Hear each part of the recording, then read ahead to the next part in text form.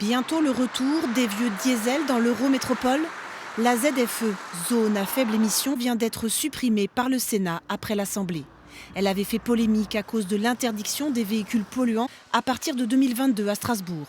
Pour les sénateurs LR, il y avait urgence. On ne peut pas imposer un dispositif et après imposer et interdire un certain nombre de véhicules et demander en fait tout simplement à nos concitoyens soit de ne plus venir dans les métropoles, soit en fait tout simplement de changer un véhicule avec le coût que cela en fait suppose. La suppression des ZFE est une bonne nouvelle pour certains. Je trouve que les personnes qui ont peu de moyens, c'est compliqué. Ça avait son intérêt, mais c'est un peu pénalisant effectivement pour les personnes qui avaient du mal à se payer des voitures qui étaient dans l'ordre des critères 1 ou 2. Les socialistes et les écologistes regrettent une mesure parmi d'autres qui permettait de réduire significativement la pollution de l'air en ville. Ce n'est pas une spécificité française.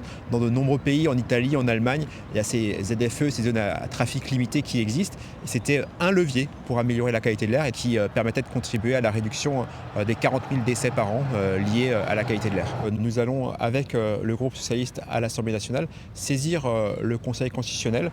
La bataille parlementaire n'est donc pas terminée autour des ZFE et de la pollution de l'air des grandes villes. Des médecins mettent en garde d'ores et déjà sur l'augmentation des cancers de personnes non fumeuses qui seraient liées à la pollution.